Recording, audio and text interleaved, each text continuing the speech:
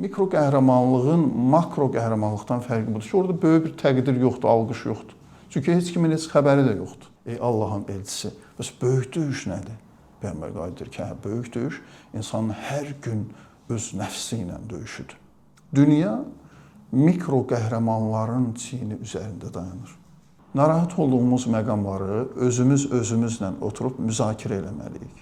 Özünü şəxsiyyət kimi yetişdirmək həddindən artıq vacib məsələdir. Çox bağışlayan, çox mehriban Allahın adı ilə salamlayıram hər birinizi.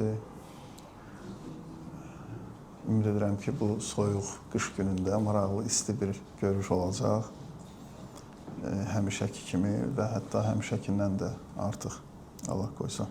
Deməli, yaxında Gəncə şəhərində olduq. Beynəlxalq Əlillər Günü münasibəti ilə bir tədbir var idi.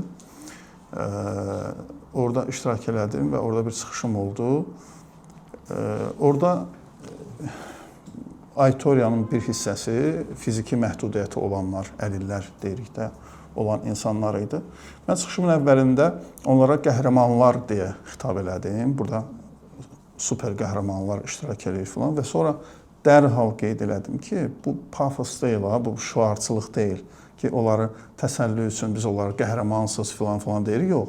Dedim ki, mən çıxışım boyu əsaslandıracağam ki, niyə onlar qəhrəmandılar, hətta super qəhrəmandılar və yaxud bugünkü əgər təlimimizin mövzusunu götürsək, mikro qəhrəmanlardılar.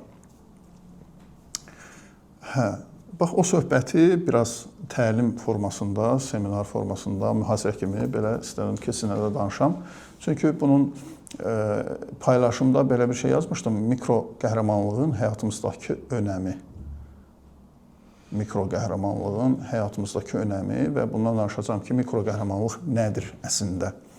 Biz Sumqayıtda kitab sərgisində iştirak edəndə orada bir çıxışımız var idi. Orada aparıcı dostumuz sual verdi ki, müəllim, biz böyük bir müharibədən çıxdıq, torpaqlarımız işğaldan azad olundu, vətən bütünləşdi və s. Bundan sonraki vəzifəmiz nədir bizim? Mən dedim ki, mikro qəhrəmanlığı öyrənməliyik. İndi buna qayıdacağam mən. Psixologiyada gözəl, maraqlı və çox faydalı vəzifələrdən biri məhz mikrogeroizmdir, mikro qəhrəmanlıq. Mikro bilirsiniz də, mikro yəni balaca deməkdir. Bir var makro qəhrəmanlıq, bir var mikro qəhrəmanlıq. Makro qəhrəmanlıq nədir? Tutalım, döyüş meydanında şücaət göstərirlər, çox böyük səs-küylü işlər, qəhrəmanlıqlar, orada canını vermək tələb olunur, nə bilim, böyük bir risklər tələb olunur, makro vəziyyətlərdə qəhrəmanlıq. Səs-küylüdür, təqdir var, təşviq var, alqış var, qəhrəmana çevrilirsən, hamı bilir, alqışlayır və s. Bir də var mikro qəhrəmanlıq, kiçik qəhrəmanlıqlar. Mikro qəhrəmanlığın makro qəhrəmanlıqdan fərqi budur ki, orada böyük bir təqdir yoxdur, alqış yoxdur. Çünki heç kimin heç xəbəri də yoxdur. Məsələn, bu bir. İkincisi, mikro qəhrəmanlıq ona görə mənim fikirlərimdə, düşüncəmdə qiymətlidir ki, mikro qəhrəmanlıq bir prosesualdır, davamlı bir şeydir. Bir dəfə olan bir şey deyil. Məsələn, bir ata düşünün, hansısa makro situasiyada öz övladı üçün ürəyini verir. Fiziki mənada, həqiqi mənada. Böyrəyini verir. Hansısa belə bir vəziyyət yaranır. Deyir ki, tək o yaşasın, öz böyrəyini verir, məsələn ona, öz ürəyini verir ona. Bu makro vəziyyətdir, makro qəhrəmanlıqdır. Amma bir başqa ata düşünün, 20 il, 15 il fəhləliklə, əziyyətlə öz qızını böyüdür, oxutdurur və axırda gözəl bir həkim edir, məsəl üçün. Gözəl bir müəllim edir, gözəl bir peşəyə sahibləndirir onu.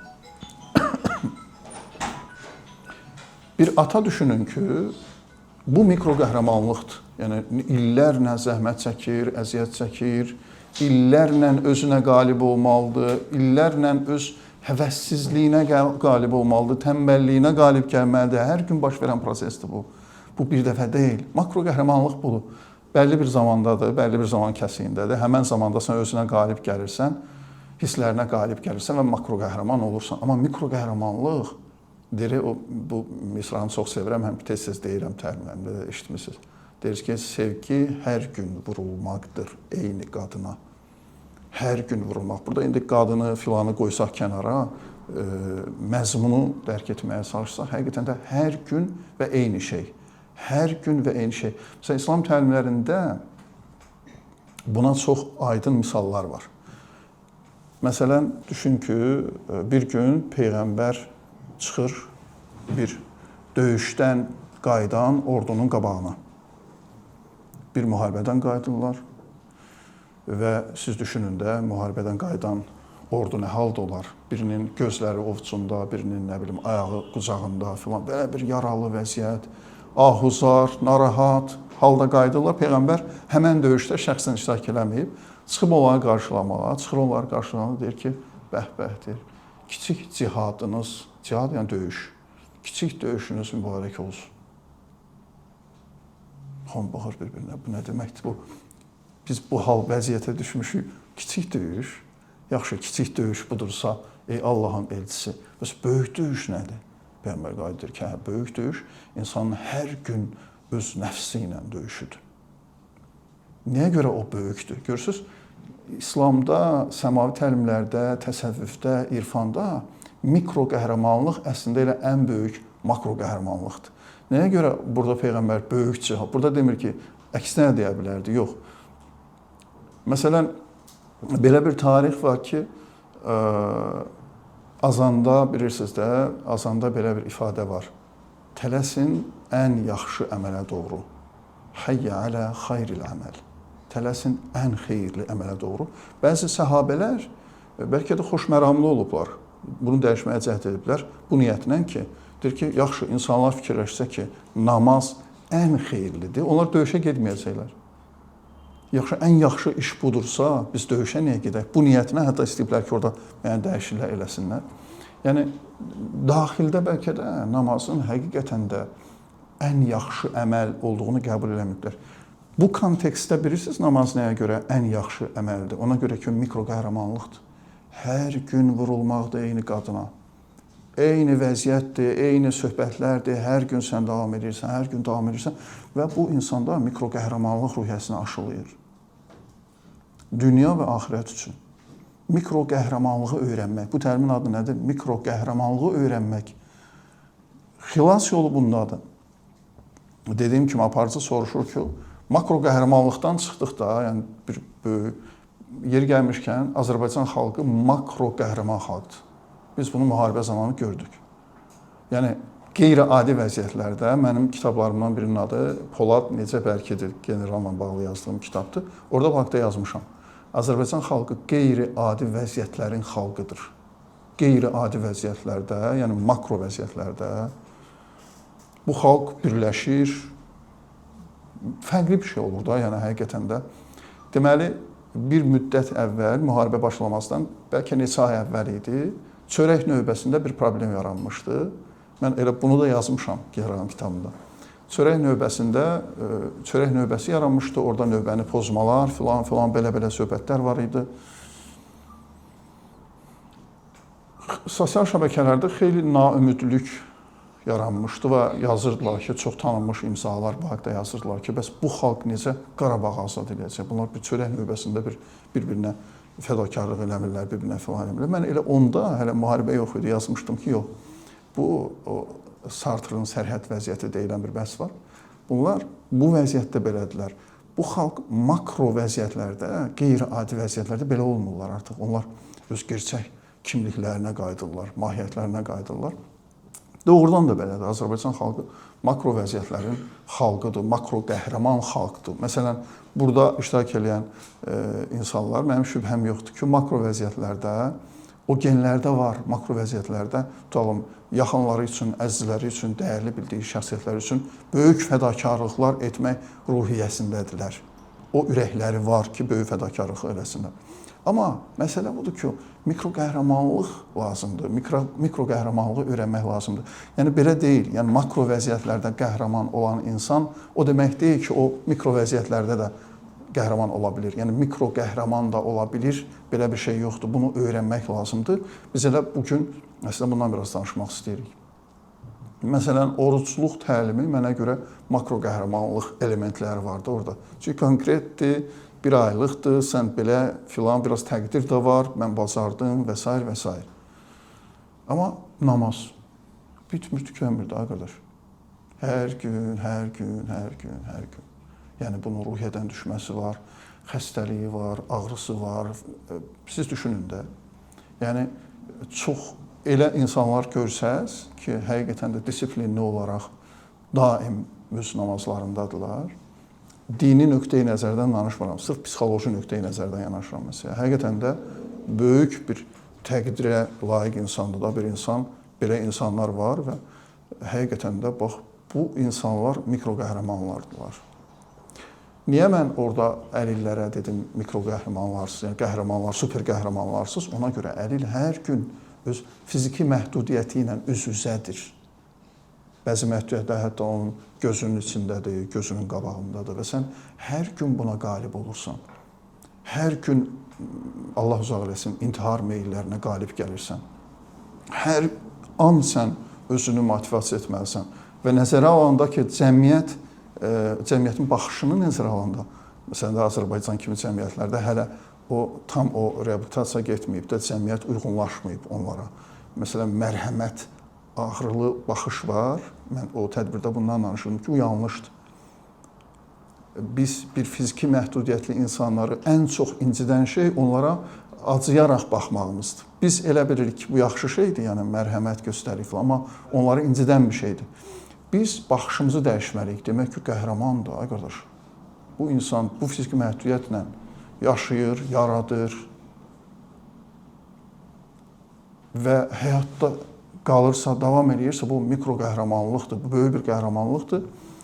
Qəhrəman gözü ilə baxanda onların ruhiyyəsi dəyişir, onlara bu daha xoş gəlir. Dünya mikro qəhrəmanların çiyini üzərində dayanır. Rusiyada yaşayanda evimizin yanında avtobus dayanacağı var idi.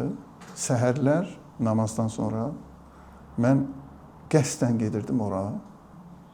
Hər gün olmasa tez-tez gedirdim. O avtobus dayanacağında bəzən 100-ə yaxın insan olurdu. Onlar kim idilər? Onlar işçilər idilər. Fabriklərdə, zavodlarda işləyənlər idilər. Sübhallah Əkbər. Hər gün eyni simalar idi. Mən bəzilərini tanıyırdım, bəzilərini hətta tanış olmuşdum. Eyni vaxtda onlar gəlirdilər, minirdilər, avtobuslara getdilər işinə ki, biz vaxtı-vaxtında mağazalarda çörəklər olur, vaxtı-vaxtında hər şey qaydasında, yolunda. Onların təqdiri yoxdur. O gedir səhər, gəlir işinə. Vəssalam. O futbolçu deyil, meydanda nə bilim, qol vurur, alqış qazanır, yox. Və dünya belə mikro qəhrəmanların çiyinləri üzərində dayanır. Bu çox çətin, prosesual, davamlı, əziyyətli bir şeydir. Və bir cəmiyyət, bir xalq bunu öyrənməyəndə o müvəffəqiyyət əldə edə bilmir. Mikro qəhrəmanlığı necə öyrənməli? Necə eləyək ki, biz bunu öyrənək? Necə o şəxsi intizamı yaratmaq lazımdır? Necə mikro qəhrəmanlığı öyrənmək lazımdır? Dərin bilgiyə gedən yolda mikro qəhrəmanlıqdan keçir. Məsələn, desəz ki, müasir dünyamızda niyə dahilər qədimdə kimi yetişmir? Çünki vəziyyət elədir ki, mikro qəhrəmanlıq eləmək çətinləşib. Çünki müasir insan impulsivdir. Belə birinci bundan danışmaq istəyirəm. Müasir insan impulsivdir. İmpulsiv nədir? Yəni, beyninin qulluq uşağı. Beynindəki siqnalların qulluq uşağıdır müasir insan. Və o siqnallar da bugün kifayət qədərdir.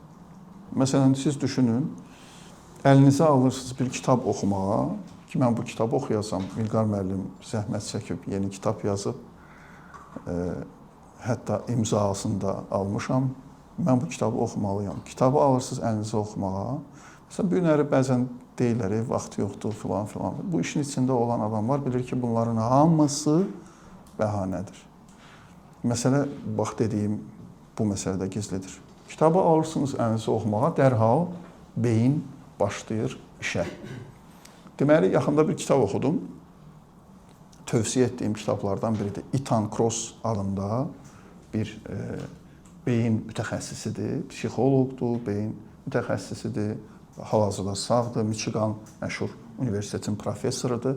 Beyni araşdırır, beyindəki səsləri, əsasən də beyindəki səslərlə bağlı, çox ciddi araşdırmaları var, eksperimentləri var və s. və s. Elmi kütləvi bir kitabdır, çox faydalı kitabdır. Adı Boş Boğaz. Kitabın adı Boş Boğazdır. Bəli. Boş boğaz deyəndə o beynimizi nəzərdə tutur. Deyir ki, bizim beynimiz boş boğazdır. Sən elə ki başlayırsan bir iş görməyə, boş boğaz başlayır orada. Əşi filan, əşi bəhmən. Fərz edək ki, sən düşünürsən ki, bir yaxşı iş görəsən. Boş boğaz oradan başlayır, şübhələr yaradır. Kimə lazımdır bu? Əşi, sən öz problemlərin belə, nə bilim, belə. O qədər danışır və nəhayət ki, sən o boş boğaza yenilirsən. Müasir insanın beyni bax bu vəziyyətdədir. Müasir insan impulsivdir.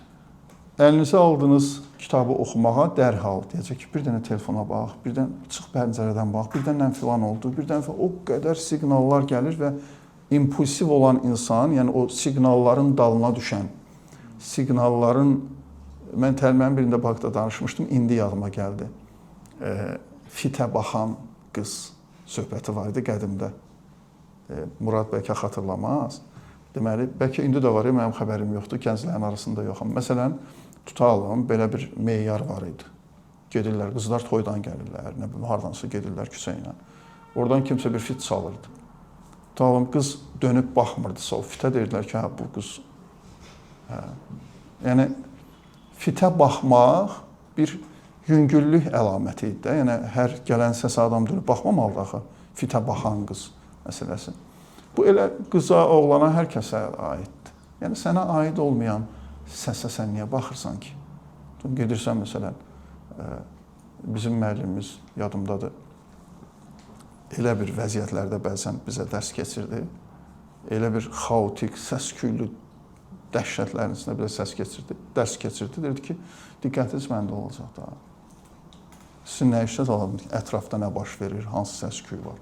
Düşünün, bir ziyarətgah düşünün və minlərlə insan orada ziyarət edir. Səs, küy, qışqıran, xidmətçinin səsi və s. Sən də orada küncdə bir tərəfdə boş yerdə oturmuşsan, 2 dənə şagird, bir də müəllim, hansısa bir elmi məsələ müzakirə edirsən. Nə qədər bunu bacarmaq lazımdır? Dəhşət bir şeydir. Deməli, bu təcrübəni öyrənmişdim deyə Rusiyada yaşayanda biz Azərbaycan gəncləri ilə, Azərbaycanlı gəncləri ilə müəyyən həftədə bir dəfə görüşürdük. Bir layihəmiz var idi, Kaizen layihəsi. Görüşürdük və görüşlərimizi fərqli restoranlara salırdıq. Birisi də Azərbaycanlıların restoran biznesləri Rusiyada çox genişdir. O qədər çoxlu Azərbaycan iş adamlarının restoranları var idi. Hər dəfə bir restorana salırdıq. Maraqlı olsun da belə. Bir gün dərslərin birində bir 15 nəfərə yaxınıq, oturmuşuq, bir masa düzəldiblər bizə. Tanıdığımız adamdır. Dərslərin birində böyrümüzdə böyük bir qırğın düşdü. Yəni, insanlar yeyib içiblər, nahar-iblarsa bir-birinə dağlaşırlar. Biz də burada söhbətimizdəyik. Mən orada dedim ki, dostlar, bax, tam praktik məşq zamanında biz dərsimizi keçəcəyik. Siz düşünürsünüz. Siz düşünün, məsələn, bu cəmdə oturmuşuq və böyürdə təhqir, dava, nə hadisə gedirlər. Stulu bir-birinin başına tullayan kim, filan kim. Biz oturmuşuq, dərsimiz keçir. İçimizdə bir nəfər var idi, şuluqluq eləyən. Qalan hamı, o yəni qala bilmirdi də, impulsiv idi. Yəni bir cür az qalırdı ki, girsin masaya, bir baxsın ora. Dedim ki, bu praktik məşqdir. Bizdə daha aidiyyəti bir olan dava deyil bu. Kimsə kimləsə dava edir. Biz burada dərsimizdə olacağıq.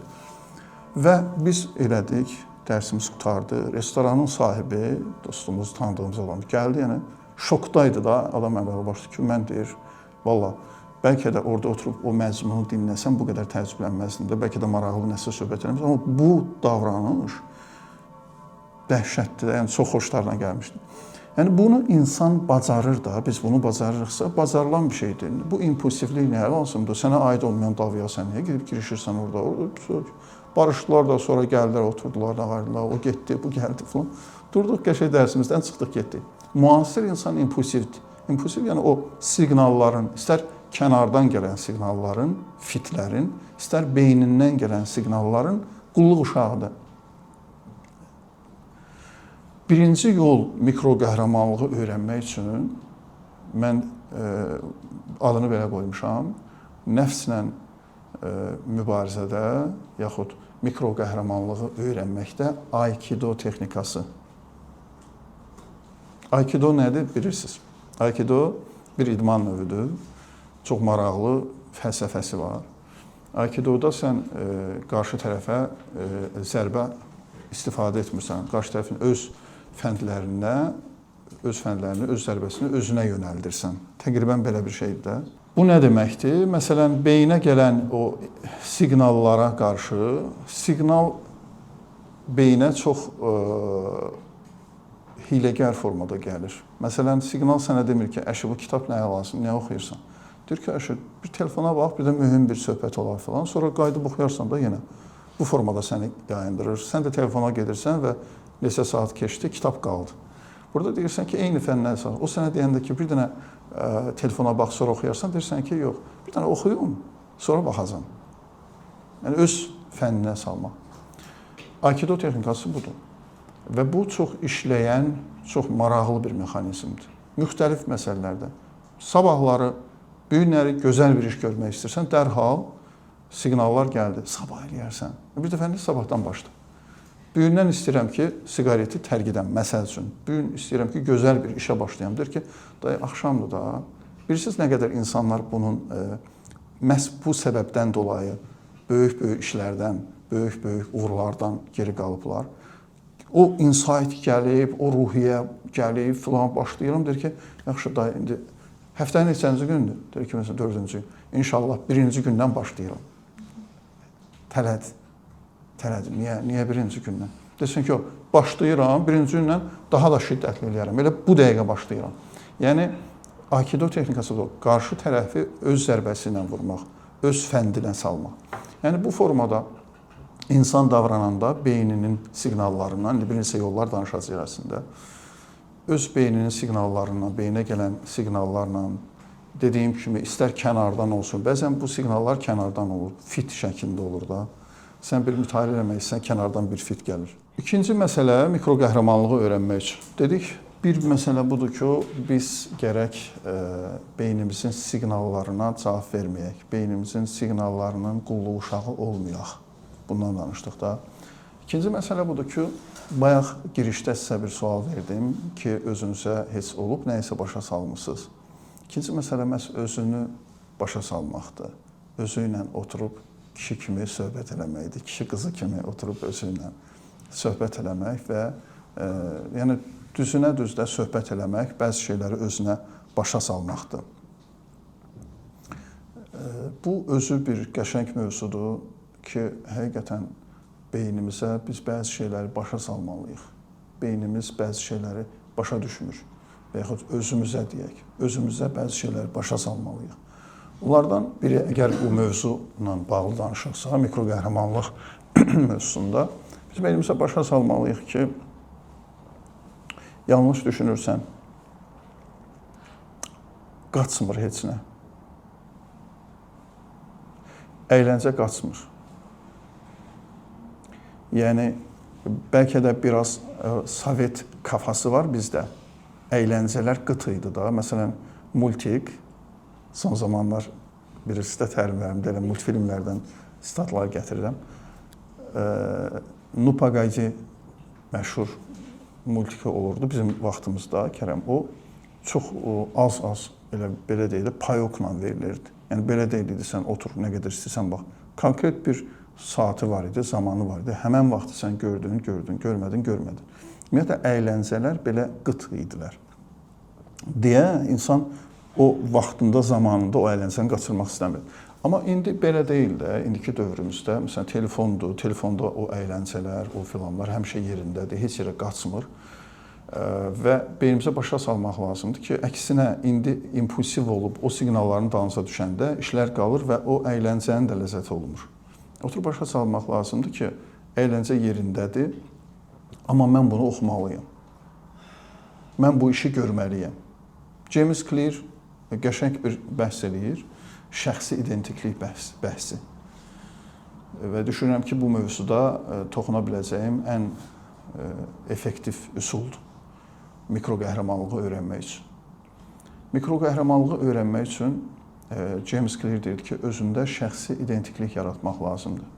Quran-Kərimdə var bu bəhs, şəkilə bəhsi var. Quran-Kərimdə deyir ki, hər kəs öz şəkiləsinə uyğun davranır. Kullun ya'malu ala şəkilətihi. Belə bir ayə var, çox müzakirəyə açıq ayədir ki, şakilədən məqsəd nədir? İrfani izahlar var, fəlsəfi, psixoloji izahlar var.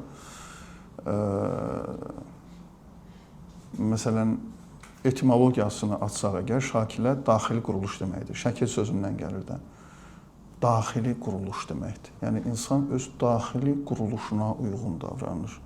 İnsanın daxili quruluşu necədirsə, özünü necə qurub, formalaşdırıb, yetişdiribsə, onun davranış modeli, hərəkətləri, əməlləri ona uyğun olur. Mən bunu lap belə aydın izah etmək istəsəm, şakilə nədir? Şəxsiyyət. İnsan bir kimlik, şəxsiyyət özü ilə bağlı formalaşdırmalıdır. Tutalım, ətrafımızda bir insan görsək ki, belədir. Alır əlinə kitabı, alan kimi atır oyuna, telefonu götürür, filan. Bir fikir verin, belə insanlardan bizdə qıcıq yaradır. Nəyə görə? O proyeksiyada sanki özümüzü görmüş oluruq. Əslində özümüzə qıcıqlanırıq. Amma elə uşaqlar görəndə ki, o xarakterli uşaqlar olur, görürsən ki, oturur da, adam oturur kitabın üstündə oxuyur. Adam impulslara cavab vermir. Məsələn, biz sevirik ki, uşaq dostlarımızı oynamağa çağıranda onlar dərhal gəlsinlər. Məsələn, tutalım, Murad gedib dostunu, Həsəni çağırmağa və Həsən, gəl oynayaq filan, amma indi oynamaq vaxtı deyil də, məsəl üçün. Həsən yox deyəndə çıxır Murad, deyir ki, Murad qardaşımsan, xətri çox istəyirəm, amma mən indi gələ bilmirəm, dərslərim var. Bu, Muradın zahirdə acığına gəlir. Amma qəlbinin dərinliyində bir hörməti. Başa düşür ki, bu adamın bir vaxtı var, bir ölçülü, biçili davranır da, hərəkətləri var. Bu, adamın daxilində bir hörmət yaranır ona. Həmçinin bizə də belə düşünməyin. Bəzən uşaqlar fikirləşirlər ki, biz elə bütün təkliflərə hə deməsək, sevilməyəcəyik ki, belə deyil. Əksinədir, əksinə işləyir. İnsanın bəzən yox deməlidir ki, sevilsin. Bir şəxsiyyəti olsun, bir xarakterli insan olsun. Biz bəzən elə bilir ki, bütün təkliflərə hə deməliyik. Birdən oynamağa getmərəm, daha sevməzlər məni. Yox, belə deyil. Əksinədir. Görəndə ki, yox, bu uşaq hər dəfə gəlmir. Sevgisi var, məhəbbəti var, qəlbi də oradadır. Amma başa düşür ki, mənim burada işlərim var da, daha vacib işlərim var. Hə, bax, bunda insan şəxsiyyətə çevrilir. İnsan özünə yox dedikcə, öz beynindəki siqnallara yox dedikcə, insan şəxsiyyətə çevrilir. Onda şəxsi kimlik yaranır. Onda nəfslə mübarizə asanlaşır.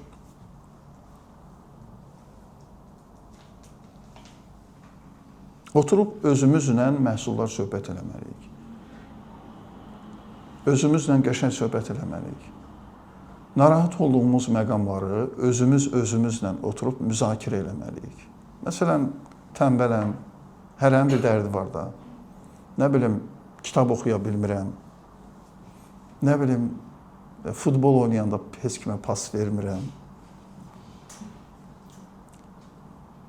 Və s. Bütün bunları oturub insan özü ilə müzakirə eləməlidir. Bax, bunu öyrənmək çox gözəldir, özü ilə söhbəti öyrənmək. Mən nə edirəm? Dəftəri qoyuram qabağıma, otururam, yazıram, pozuram. Mən niyə bunu eləyirəm? Deyirəm, məsələn. Mənim burada motivim nədir bu tənbəllikdə? Nə bilim, və s. yazı üzərində biraz da o müəllimlikdən gəlir də. Tutalım, biz əvvəl burada başlayanda təlimlərə yadınıza gələn olsa, qədim dostlardan varsa, görürlər, biz əvvəl daska ilə başladıq. Hə, qəşəngdir də. Məsələn, mən bugünkü söhbəti fikirləşirəm ki, orada yazanda belə, o daha belə vizual formada daha yaxşı olur da. Yaxud, məsələn, başqa bir təlim var, inşallah, gələcəkdə sevdiyim təlimlərdən biridir. Adı belədir, Allah super ego kimi. Məsələn, düşünürəm ki, bu təlimi daskasız çətin olacaq izah eləmək. Halbuki o qədər əhəmiyyətli mövzudur, yəni düyün mövzulardandır. Allah super ego kimi. İndi super ego mövzusu çox populyardır da, Freyddən gəlmə. Orada yazı ilə, bu bura gedir, oxla da işarəni göstərsən, bu buradan bura gedir falan, tamam belə yatır da, tam aydın olur beynə. Ona görə oturub bir dəftəri qoyursan qabağa, öz nə qədər gündəlik yazmaq var, nə bilim, filan kəsi belə sevdim, şeir yazırdılar, şəkil yapışdırdılar. Onlar da öz yerində. Amma oturub bir dəftərin olmalıdır ki, haqq-hesab dəftərin. İnsanın dəftəri ancaq borc dəftərindən ibarət olmamalıdır. Ki, burada filan kəs mənə 10 manat verəcək, filan kəs belə yox. Bir dəftəriniz olsun, özünüzü müzakirə edən dəftər. O ki, mühasibə deyirlər, qardaşımız da dedi ki, bəzən otururam, özümü haqq-hesab edirəm filan. Ən effektiv mühasibə yazılı mühasibədir. Məsələn, otursun, yazsın, pozsun. Buradan ox işarəsi, hətta ortada girirsiniz, bəzən filmlərdə göstərirlər, detektiv polislərin otağına girəndə bir otaq olur, orada şəkilləri yapışdırıb, oradan işarələr bir-birinə qoyub filan. Bu ona görədir ki, bəzən məsələnin kökünü tapmaq bunsuz mümkün olmur. Bu formada mən niyə tənbələm, bu hardan gəlir və bütün imkanları səfərbər edirik və o narahatlığı özümüzdə həll edirik. Mikro qəhrəmanlığı necə öyrənməli? Ümumiyyətlə, mən mikro qəhrəman yapılı insanam ya yox. Bu təlimlərdən çıxanda, buradan çıxdısa, hər şey yaddan çıxdısa, çox effektiv olmur. Oxuduğunuz kitabları bu formada müzakirə edə bilərsiniz özünüzlə. Məsələn, mən sevirəm elə dostlar ki, kitab oxuyurlar və bir əlavə dəftərləri var, onunla bağlı qeydlər aparırlar və s. və s. Təlimlər, dinlədiyiniz təlimlərdə orada qeydiyyat filan. Mən düşündürdü bu mövzu. Mən mikro qəhrəmanlıq ruhiyyəm varmı, yoxsa mən daha çox makro qəhrəman yapılı bir adamam? Təəssüf ki, həyat bizə makro vəziyyətlər çox çıxartmır qarşımıza. Makro vəziyyətlər çox olmur. İnşallah gözləyək ki, makro vəziyyət olsun. Olur, belə eşitmisidir ki, nə bilim, belə olar, belə eləyərəm. Lazım gəlsə, mən sənə ürəyimi də verərəm. Qardaş, ürək lazım deyil. Biraz diqqət ayır mənə, biraz vaxt ayır, ürək zat lazım deyil. O səmimi də, həqiqətən də, bəlkə də yerində, həqiqətən də makro vəziyyətlərdə ürəyini verər. Amma başa düşmür ki, o makro vəziyyətlərin daha sonra gələcək, gəlməyəcək, Allah şükür, niyə mənsə ürəyim mənə niyə lazım olsun ki, mənim öz ürəyim var da. Səni tapacam, tapmayacam, nə olacaq, heç bəlli deyil. Mikro vəziyyətlər. Mən mikro qəhrəmanlıq ruhiyyəsindəyəmmi? Niyə mən mikro qəhrəman deyiləm? Nə mane olur mənim mikro qəhrəmanlığıma? Və bəlkə kələfiniz elə buradadır. Ona görə mən uğursuzam, ona görə müvəffəq olmuram, uğur qazanmıram ki, mikro qəhrəmanlığım yoxdur, oturub makro situasiyalar gözləyirəm.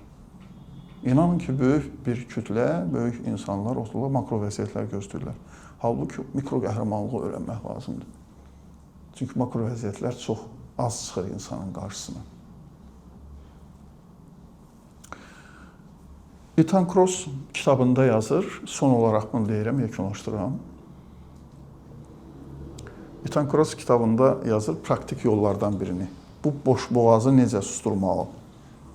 Beyindəki boş boğazı necə susturmalı? Deyir ki, maraqlıdır ki, insanlar, biz mikro situasiyalarda, hətta bəzən makro situasiyalarda daha çox olur.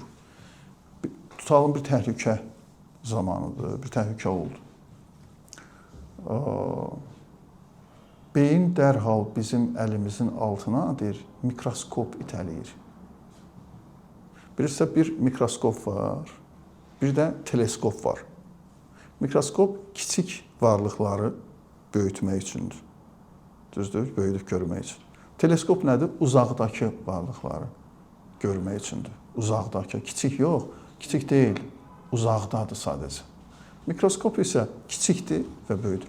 Deyir ki, beyin dərhal bizim əlimizin altından mikroskop itələyir. Yəni, xırda bir təhlükə varsa, tutalım, o mikroskopla onu o qədər böyüdürsən, nə boyda təhlükə və sən o işdən yayınırsan da. Tutalım, məsələn, qardaşımız istəyir ki, bir sual versin, yaxud bir fikrini bildirsin, əks fikir desin. Bu, xırda bir təhlükə qorxusu var da, yəni təhlükə qoxusu var, belə deyək. Çox xırda da, məsələn, hədə, nə bilim, birdən müəllimdir də, əsəbləşdirdi, bu nə sualdır? Məsəl üçün deyirəm də. Beyin dərhal mikroskop itələyir əlimizin altına ki, o təhlükəni əslində olduğundan çox-çox böyük görürük və ona görə fikrimizi deməkdən də, yəni, o boyda təhlükənin qarşısında olmaz. Kross təklif eləyirdi ki, həmən zaman mikroskopu itələyin o yana, əlinizə teleskop götürün.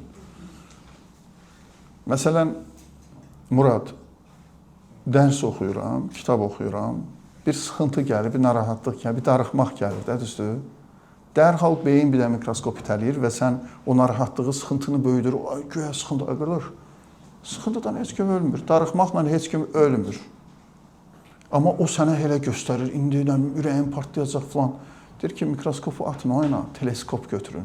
Teleskop nədir? Uzağa baxanda, uzağa baxıb o nəticəni görürsən, o gələcəyi görürsən, müvəffəq kimlik, oxumuşam, məsəl üçün, ali məktəbə qəbul olmuşam, həyatı başa düşmüşəm, fərqli insan olmuşam, düşünən insan olmuşam, yəni bəlkə bir gün danışarıq kitab oxumağın faydaları haqqında. Məsələn, kitab oxumuşam, müəyyən həqiqətləri başa düşmüşəm filan.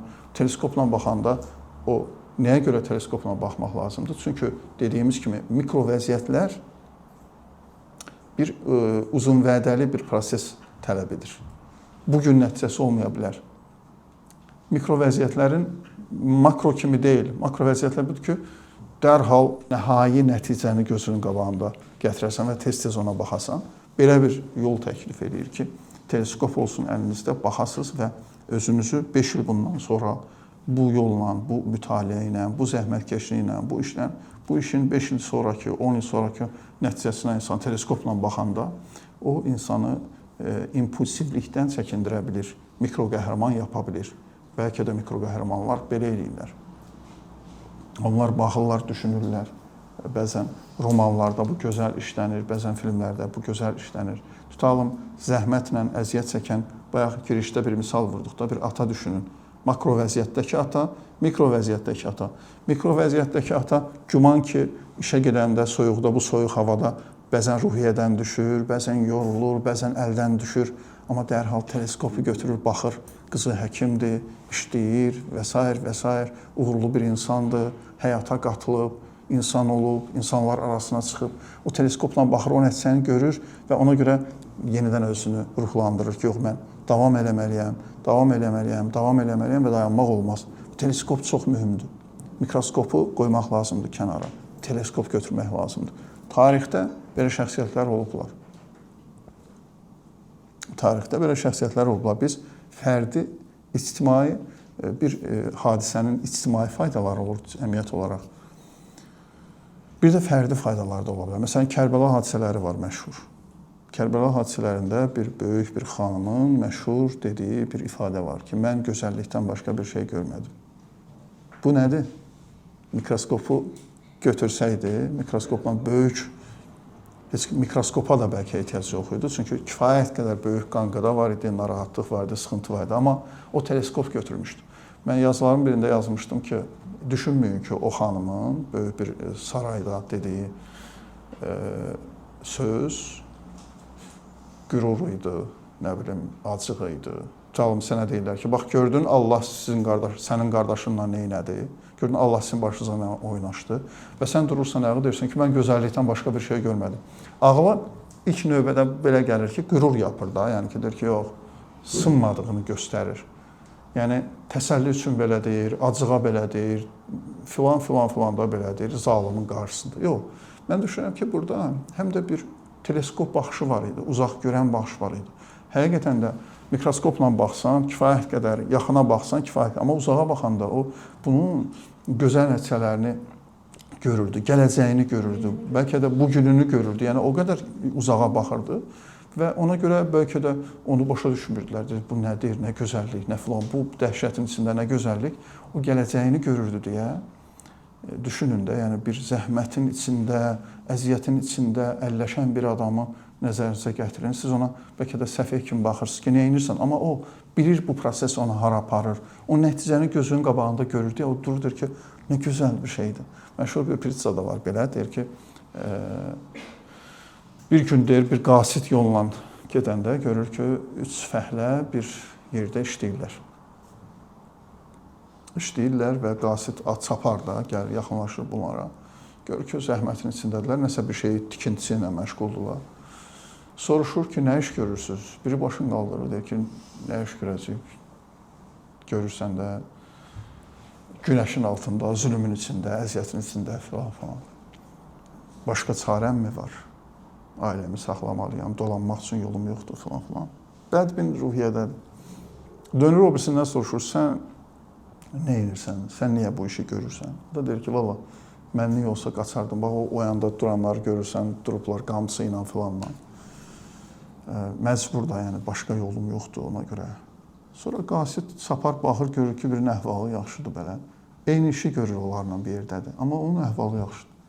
Sən niyə beləsən, sən nə iş görürsən? Başını qaldırır, deyir ki, əbədiyyətəcən yaşayacaq bir məbədin tikintisindən məşğulam. Bu məbəd əbədi yaşayacaq məbəddir. Bilmirəm, bəlkə o məbəd bu günümüzə də gəlib çıxıb, belə bir pritça var sadəcə. Və mən onun tikintisindən məşğulam. Teleskop baxışı budur. İnsan öz işinə, öz gördüyü işə, bax, belə baxanda, biləndə ki, mən nə iş görürəm, bu işin nəticəsi nədir, bu iş hara aparır, istər pis, istər yaxşı. Bu tənbəllik hara aparır Murad? Murad deyəcək filmləri. Kaş gəlməyəydi Murad. Murad mənim dostumdur deyə, ona görə tez-tez ona deyirəm, xitab edirəm. Ümumiyyətlə, məsələn, gənclərin buna baxmalıdırlar da, məsələn, bu tənbəllik məni hara aparır? O nəticəndə həmişə məbəd olmur da, həmişə gözəl məbəd olmur, tövlə olur məsələn. Sən bu şeylə az maksimum bir tövlə tikəcəksən məsəl üçün. Bax, onu bir hesablamaq lazımdır. Teleskop təkcə gözəlliyi görmək üçün deyil demək istəyirəm.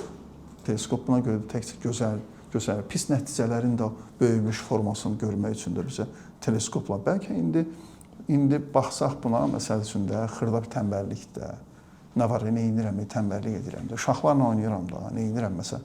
İndi həqiqətən də belədir. Amma teleskopla baxanda bu üst-üstə yığışıb, böyük bir dənə zibil təpəsi yaranıb, məsəl üçün. Teleskopla baxsan, görsən mən bu xırda şeylər böyük bir zibil təpəsi formalaşdırmışam 5 il bundan sonra üçün. Ona görə mikroskopu kənara qoyub teleskopla baxmaq lazımdır ki, biz nə iş görürük, hara gedirik. Bu mikro qəhrəmanlığı öyrənmək üçün böyük bir yollardan biridir və həmçinin də şəxsiyyət məsələsi. Həmişə dediyim kimi, şəxsiyyət çox mühümdür. Özünü şəxsiyyət kimi yetişdirmək həddindən artıq vacib məsələdir. Demək olar ki, danışmaq istədiklərimi danışdım sizə.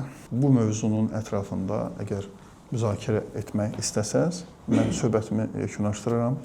Xahiş edirəm, belə səbirlə dinlədiniz məni.